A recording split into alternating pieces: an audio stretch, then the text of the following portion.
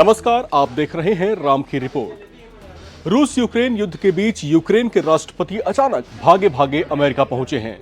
यहां वे अमेरिका के उन राष्ट्रपति डोनाल्ड ट्रंप से मुलाकात करेंगे जिन्होंने उनको कुछ दिन पहले ही जोकर और तानाशाह बता डाला था।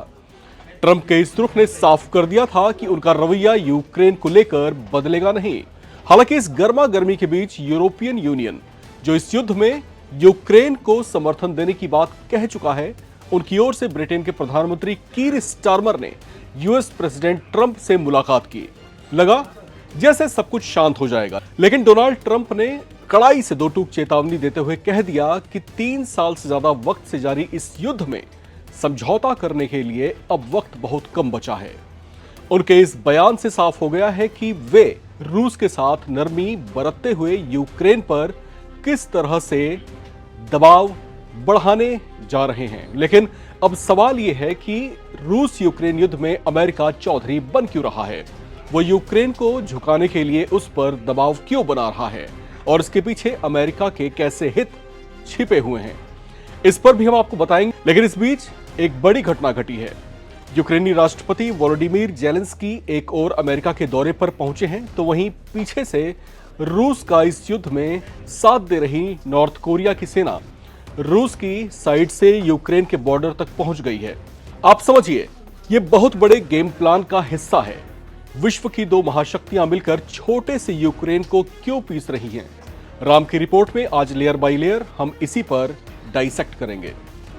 पहले समझाते हैं भीषण जंग के बीच यूक्रेन के राष्ट्रपति जेलेंस्की देश छोड़कर अमेरिका क्यों पहुंचे हैं।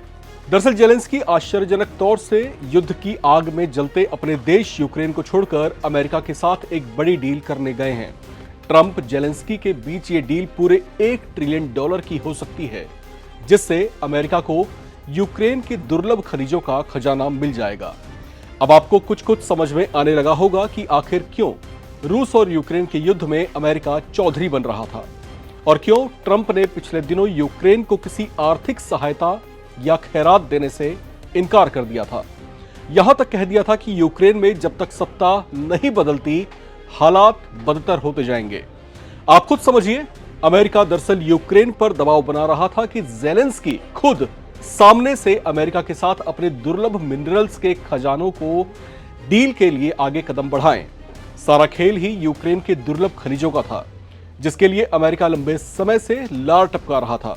यूक्रेन जो युद्ध में उलझा हुआ है और इन 3 सालों में आर्थिक तौर से टूट चुका है, उसे इसके लिए बड़ी आर्थिक मदद चाहिए, जो शायद छोटे छोटे यूरोपीय देशों से नहीं बल्कि अमेरिका से ही पूरी हो सकती है, क्योंकि यूक्रेन इस युद्ध में रूस के कब्जे में चले गए अपने इलाकों को मुक्त कराना चाहता है। ऐसा अमेरिका के डायरेक्ट या इनडायरेक्ट हस्तक्षेप से ही संभव है। वो जानता है कि रूस के सामने उसकी कोई बिसात नहीं है। ऐसे में एक महाशक्ति पर दूसरी महाशक्ति ही दबाव बढ़ा सकती है। लिहाजा यूक्रेन अब एक बहुत बड़ी डील के साथ अमेरिका के लिए अपने बेहद दुर्लभ मिनरल्स के खजाने खोलने जा रहा है। लेकिन इस डील से रूस के कान खड़े हो गए हैं। उसकी ओर से बहुत बड़े एक्शन का संकेत भी दिया गया है। क्या है उसका ये प्लान, आपको बताएंगे। पहले बताते हैं उस दुर्लभ मिनरल के बारे में जो यूक्रेन अमेरिका को देने जा रहा है। दरअसल दुनिया के 30 बेहद रेयर मिनरल्स में से 21 के खदान यूक्रेन के पास हैं। यूक्रेन के रेयर अर्थ मिनरल्स क्रिस्टाइल शील्ड के अधिकतर भंडार दक्षिणी इलाकों में हैं। ये इलाका अजोद सागर के दायरे में आता है, क्योंकि इन पर रूस की भी नजरें लंबे समय से हैं। ऐसे में यहां के ज्यादातर इलाकों पर हाल फिलहाल रूस का कब्जा है। इसके अलावा यूक्रेन के पास 1.90 करोड़ टन का भंडार ग्रेफाइट का भी है, जिसकी इलेक्ट्रिकल इंडस्ट्री में बम्पर डिमांड रहती है। वहीं यूक्रेन के पास इंडस्ट्रियल वर्ल्ड की बहुत बड़ी जरूरत लिथियम के भी बहुत बड़े बड़े भंडार हैं। अब यूक्रेन अमेरिका के लिए जरूरी क्यों बन गया है, आप इसी बात से समझ सकते हैं कि यूरोप के कुल लिथियम भंडार का 1/3 अकेले यूक्रेन के ही पास है। यूक्रेन पूरी दुनिया के टाइटेनियम भंडार का 7 से 8% तक का उत्पादन भी अकेले ही करता है। टाइटेनियम एविएशन इंडस्ट्री से लेकर पावर सेक्टर तक की बहुत बड़ी जरूरत है। अब आप समझ रहे होंगे कि दुनिया के नक्शे पर छोटा सा यूक्रेन क्यों रूस और अमेरिका जैसी महाशक्तियों के लिए बेहद इंपॉर्टेंट हो गया है। और क्यों? दुनिया भर के बुद्धिजीवी ये कह रहे हैं कि अमेरिका और रूस मिलकर यूक्रेन को लूट खाना चाह रहे हैं। पिछले दिनों यूक्रेन के आर्थिक मामलों के मंत्री यूलिया खुद बता चुके हैं कि रूस यूक्रेन के करीब 350 अरब डॉलर के खनिज संसाधनों पर कब्जा कर चुका है। उनका ऐसा भी कहना है कि रूस पूरी प्लानिंग के साथ इस युद्ध में उनके कुछ इलाकों पर कब्जे करना चाहता है। यहां पर भी उनके कई ट्रिलियन डॉलर की कीमत के मिनरल्स का भंडार है। तो क्या इस लूटपाट में अमेरिका ने खुद को पीछे पाया?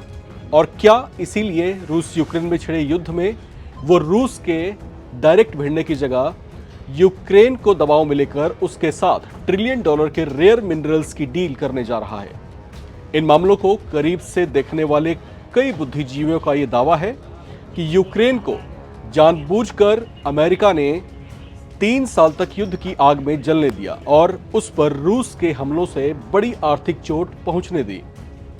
अब जबकि उसकी हालत बेहद खराब है और रूस एक के बाद एक उसके कई महत्वपूर्ण इलाकों पर कब्जे किए जा रहा है, जब अमेरिका ने ट्रिलियन डॉलर डील की आड़ में उसके रेयर मिनरल्स के खजाने में सेंध लगाई है। खैर, इस तरह की ये तो चर्चाएं हैं, लेकिन इस होने वाली डील से पहले रूस के कान खड़े हो गए हैं। अब जो रूस यूक्रेन के खनिज संपदाओं वाले इलाकों में आगे बढ़ रहा था, उसे शायद यूएस यूक्रेन की डील अपनी प्लानिंग में बड़ी अड़चन दिख रही है। लिहाजा एक बड़ी घटना घटी है। इस युद्ध में अब तक रूस का साथ दे रहे नॉर्थ कोरिया की सेना अचानक रूस बुलाई गई है। बताया जा रहा है कि रूस की ओर से यूक्रेन के बॉर्डर एरिया में उन्हें तैनात किया जा रहा है। रूस की अपनी सेना भी किसी बड़ी तैयारी में दिखाई दे रही है।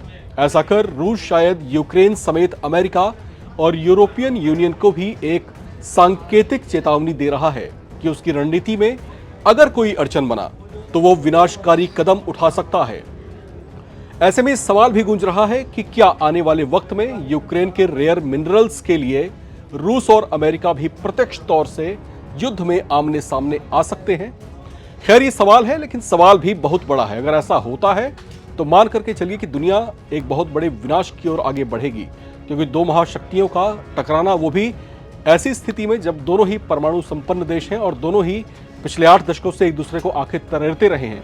अगर वो इस तरह के मसले पर आमने सामने होते हैं तो इसकी परिणति क्या हो सकती है, आप इसका अंदाजा लगा सकते हैं। फिलहाल राम की रिपोर्ट के आज के एपिसोड में इतना ही। बाकी अपडेट्स के लिए आप लगातार बने रहें, लेकिन एक गुजारिश के साथ, यहाँ पर जो दर्शक हमें देख रहे हैं, अगर उनके पास कोई सुझाव है, अगर वो चाहते हैं कि किसी ऐसे विषय को हम अपने इस खास कार्यक्रम में शामिल करें, तो अपने जो कमेंट्स हैं हमें लिख करके भेजें। आपके सारे कमेंट्स को हम बारीकी से पढ़ते हैं, उसको अमल में लाने की कोशिश भी करते हैं।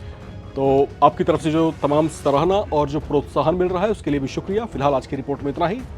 बने रहे हमारे साथ, देखते रहे राम की रिपोर्ट एनबीटी ऑनलाइन के साथ।